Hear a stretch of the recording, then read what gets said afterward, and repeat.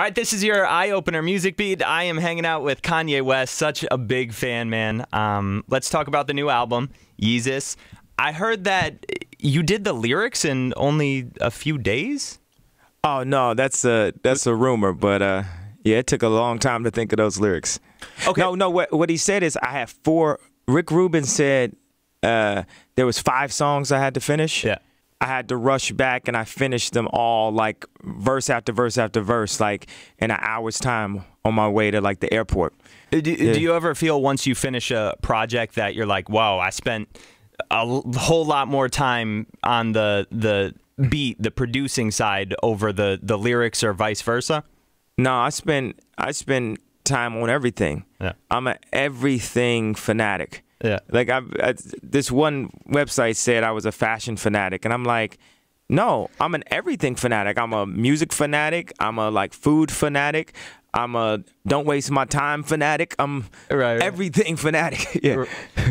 Let's go back to where it all began. The College Dropout, man, a classic album.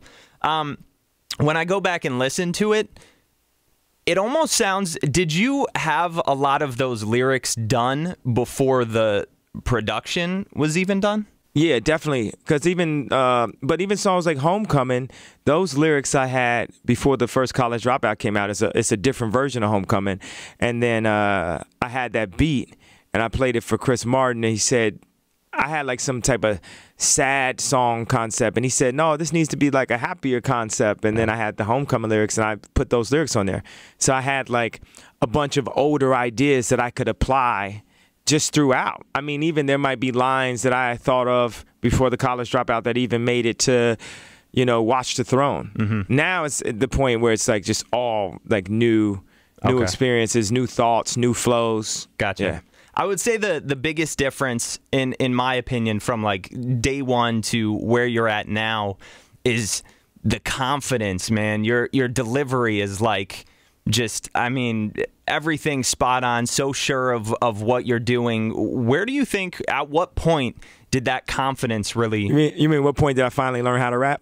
No. Hey, listen, you have quotable lines from that first album, man. Yeah, lines, but that's like being a writer. That's not like being a rapper. Like Busta Rhymes and DMX and Jay-Z, they rap good. Pac raps good. You know, I used to not rap that good, but I knew I had something to say. And so people would like, as I like be like fledgling over the beat and stuff, they would put up with it because they like that soul sound that Mos Def and Jay-Z had presented to people. This new version of the sound that mix, you know, Rockefeller and Dre drums next to, you know, a more Wu-Tang type of soul.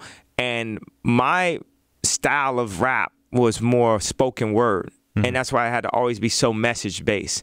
So I could never just rap about nothing. Right. It had to be something that if you took the beat away, it literally would be a poem. Right.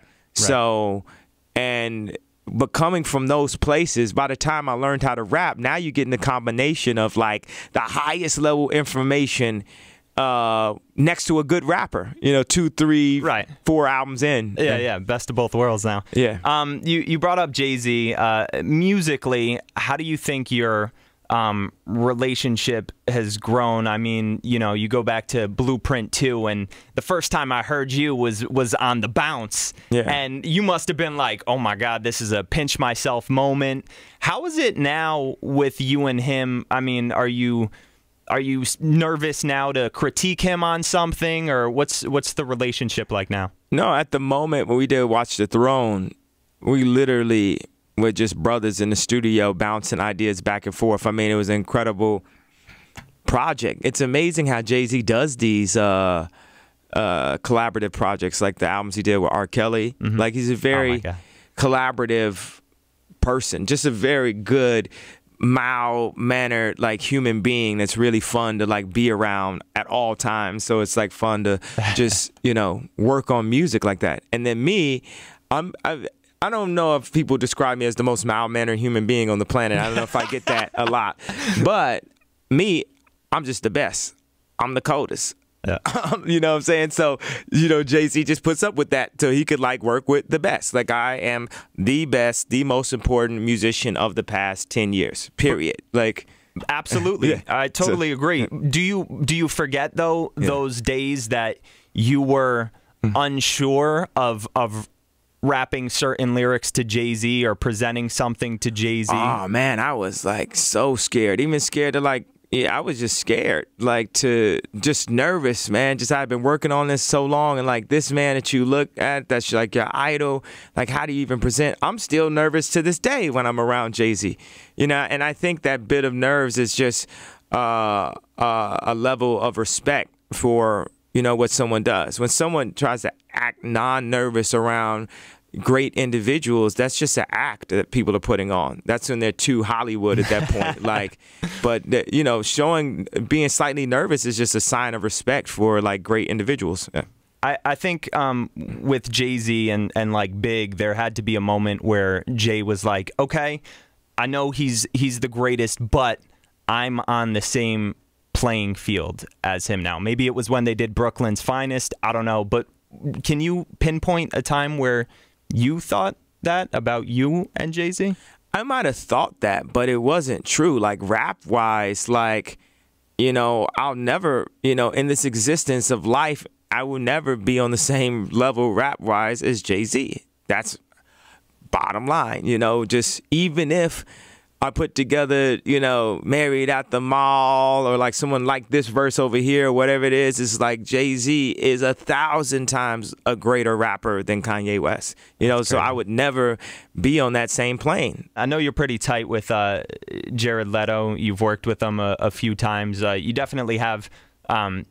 You listen to all genres. You're inspired by different things. Do you think there would ever be a point where you would just do a full-blown rock album, like call up Jared and be like, yo, let's do this, or... Yeah. I mean, Yeezus is like a rock album. You know, I'm just more like genre-less. It's like how your iPhone is like your computer, is your this, is your navigation. It's like a bunch. So it's you know, it's almost disrespectful to even refer to it as like a phone.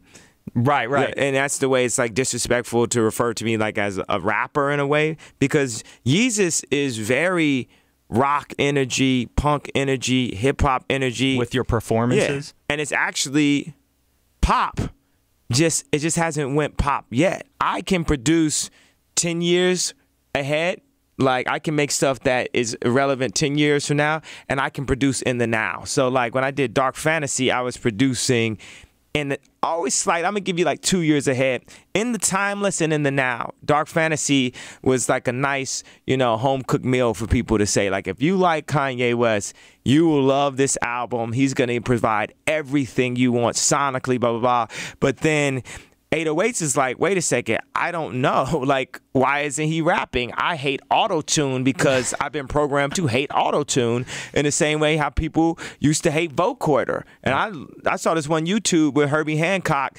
He's in the middle of his performance, he's playing like one of those, I guess, a guitar and stuff, and he said, I just want to thank this machine right here. This vocoder makes it so I can sing. I can sing, y'all, because I got a vocoder. And really, that's how auto-tune is for me. It allowed me to sing because I wanted to sing, but I just didn't have the voice for it. But if there was no auto-tune, there would be no Heartless. There would be no Say You Will. There would be no Love Lockdown. There would be, you know, no... And now what about the artists afterwards and stuff? Future, T-Pain, like... Yeah. You know what's funny, dude? At that point, most artists would be like, all right, I want to create this great singing R&B-esque album, but I can't sing. I'm going to write an album for somebody. And you didn't do that. You were like, no, I'm going to pull it off. I'm going to do it well and on my own terms. I mean, did that thought ever cross your mind to like bring somebody into... Hell no, because like at that time, you know, it just felt like R&B was still kind of R&B. R&B had lost its way. R&B ain't what it used to be like in the Jodeci days, you know, but it felt like it lost its way. And that's why, you know, the people who have R&B that do R&B also rap at this point. Yeah. You know, Trey Songz, Chris Brown, they also have like a rap element. Because that's what I wanted to bring with 808s, to bring it back to when you used to have like the groups like the Four Tops and different groups like that, but they'd be like tough, but singing, because it wasn't rap yet. Rap just allowed people just outright kill somebody, go to studio. Right. Back then, you just was a man, you know what I mean? You like pull a chair out for a lady, you know, like you just were a man, but you were singing and you were dancing. I said, okay, I want to bring that on 808s and bring that energy and the toughness that I've gained from, you know, living in Chicago and just being a rapper and everything, but the melody that I've always loved from just singing in the shower, and combine, you know, that. Right. Yeah. Plus, who's going to convey your emotions better than you? That's the other thing. Those were my emotions. Exactly. Kanye West, thank you so much for hanging out with me, man. I appreciate it. Yeah, thanks.